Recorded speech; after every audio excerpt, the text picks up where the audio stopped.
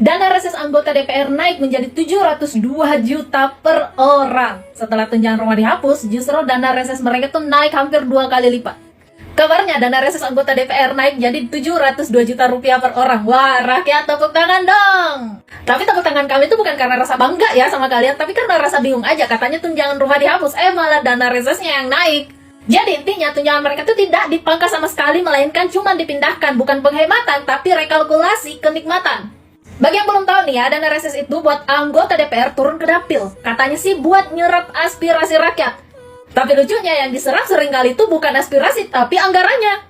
Coba kalian pikir 702 juta per orang dikali 575 anggota DPR, itu udah tembus 400 miliar rupiah lebih.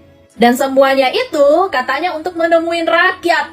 Yang jadi pertanyaan, rakyat yang mana dulu nih? Rakyat di dapil atau rakyat yang kalian temui di restoran mewah? Yang mereka sambil ngopi dan sambil ngetik laporan fiktif. Rakyat disuruh hemat listrik, hemat BBM, makan yang lokal, jangan boros-boros. Tapi DPR kita malah boros alasan. Dibilang katanya buat reses, dibilang katanya buat nyerap keluhan masyarakat. Tapi kalau rakyat ngeluh aja ya, di kolom komentar itu nggak pernah ada yang jawab. Kalau rakyat ngeluh di media sosial, malah dipaksa diam dan dipaksa bungkam.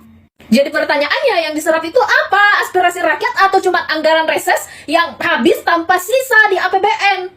Dan lucunya semua ini dikemas dengan kalimat manis setelah tunjangan rumahnya itu dihapus, oleh DPR itu berkorban, padahal mereka cuma mindahin anggaran dari pos A ke pos B. Dari tunjangan rumah yang dihapus, itu pindah ke reses yang naiknya hampir 2 kali lipat dari anggaran reses sebelumnya. Sama-sama enak, cuman beda nama doang ya. Kayak orang diet ya, yang cuma pindah dari nasi putih, pindah ke nasi uduk. Ya sama aja bos. Kalau benar dana reses itu buat ketemu rakyat, kenapa rakyat itu nggak pernah tahu kapan reses itu berlangsung? Kenapa rakyat nggak pernah diajak ngumpul, nggak pernah ditanya langsung?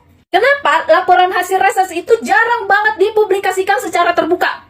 Apa mungkin karena yang penting itu bukan resesnya, tapi proses cairnya? Dan selama proses itu lancar, rakyat cukup nonton aja dari jauh sambil bayar pajak gitu, mau bapak? Rakyat disuruh sabar, katanya APBN terbatas, disuruh maklum kalau bantuan dipotong, subsidi dikurangi, tapi giliran DPR, dana resesnya tuh naik sampai ratusan juta. Lucu ya, di negeri ini ya, wakil hidupnya tuh lebih mewah dari orang yang diwakilkan. Wakil rakyat naik kelas, rakyatnya masih naik angkot. Yang anggota DPR itu dapatnya miliaran, sedangkan rakyatnya itu cuma dapat kata-kata sabar ya, nanti kita perjuangkan. Padahal kata perjuangan itu ya, bagi mereka itu cuma sampai di meja rapat, bukan sampai ke perut rakyat.